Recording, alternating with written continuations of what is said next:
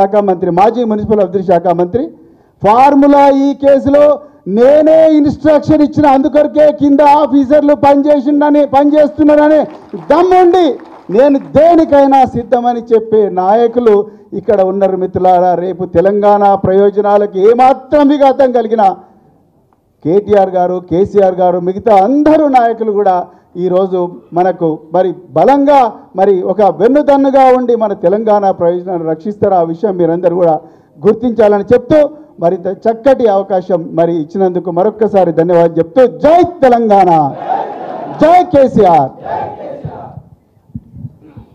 ప్రవీణ్ కుమార్ గారికి ధన్యవాదాలు తెలియజేస్తూ, మేడం మాట్లాడే కంటే ముందు, ఎందుకంటే రెండు మండలాల వాళ్ళ నుంచి ఉన్నాయి కాబట్టి ఇద్దరు ప్రెసిడెంట్ ఒక్కొక్క నిమిషం మాట్లాడిపిస్తానన్న. కోట్పల్లి మండలానికి సంబంధించినటువంటి మన పార్టీ అధ్యక్షులు, మండలాధ్యక్షుడు అనిల్ గారిని మాట్లాడాల్సిందిగా మనవి చేస్తా ఉన్నాం.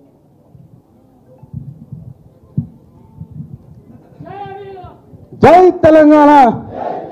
ఈ కార్యక్రమానికి ముఖ్య అతిథులు ఇచ్చేసిన మన గౌరవనీయులు మరి మన పార్టీ వర్కింగ్ ప్రెసిడెంట్ మరి మాజీ మంత్రివర్యులు కేటీఆర్ సార్ గారికి, మరియు అదేవిధంగా మాజీ మంత్రివర్యులు సబితా మేడం గారికి, మరి ప్రవీణ్ సార్ గారికి, మరి మన వికారాబాద్ శాసనసభ్యులు మాజీ మరి జిల్లా పార్టీ అధ్యక్షులు మరి మహేష్ రెడ్డి గారికి, మరి అదేవిధంగా నరేంద్ర రెడ్డి గారికి, మరి వేదికపై ఉన్న పేరు పేరున అందరికీ ప్రత్యేకమైన వందనాలు తెలియజేస్తూ, మరి పార్టీలో జాయిన్ కావడానికి వచ్చిన మీ అందరికీ పేరు పేరున నమస్కారాలు తెలియజేస్తూ, మరి అదేవిధంగా మరి మా మండలానికి విషయానికి వస్తే మరి ఆనంద్ సారు మరి ఫిల్టర్ చేసి మరి 15 రోజుల నుండి మరి ఎవరైతే పార్టీలో కష్టపడి పనిచేస్తారని అందరినీ కనుక్కొని మరి ఒక 150 మందిని మరి తయారు చేసి ఇక్కడికి తీసుకురావడానికి జరిగింది.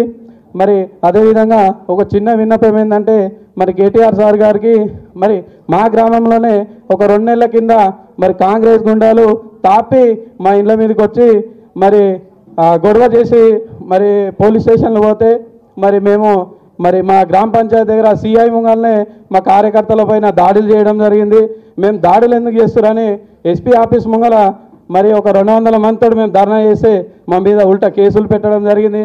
మరి పోలీస్ స్టేషన్లో కూడా మేము ధర్నా చేయడం జరిగింది.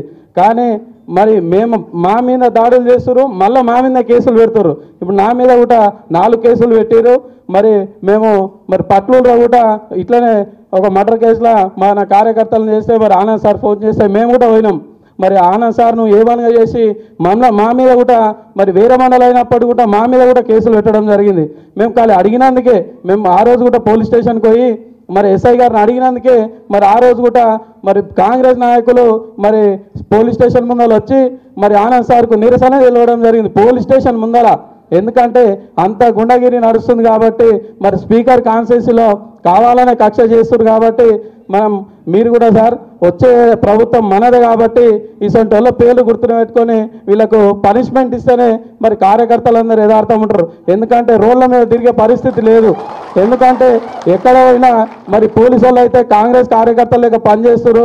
మరి సిఐ అయితే ఫోన్ చేస్తే మరి ఫోన్ కూడా రెస్పాండ్ చేయడు. ఎవడన్నా పోలీసు వాడు కర్మగాలే మనం చెప్తే వాళ్ళని రేపే ట్రాన్స్ఫర్ చేస్తారు. మాతో మాట్లాడితే మా దగ్గర స్థానికంగా మరి ఎస్ఐ సార్ మాతో మంచిగా మాట్లాడుతున్నానని మాట్లాడారని చెప్పిన 2 రోజులకే ట్రాన్స్ఫర్ చేసిర్రు.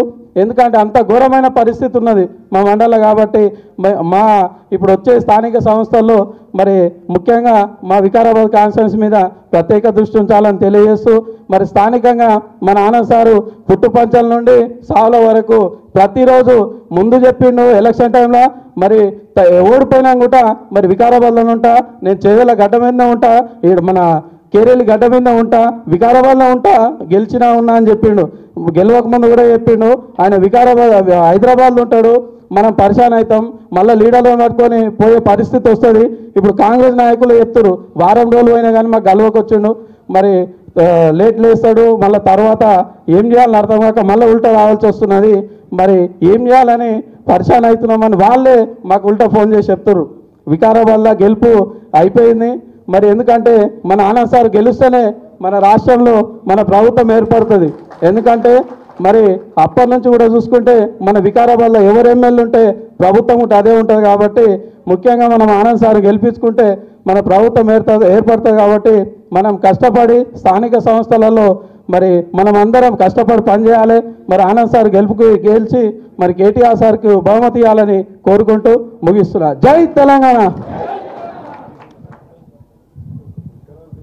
మన ఎలక్షన్స్ కంటే ముందు అదొక సెంటిమెంట్ ఉంది.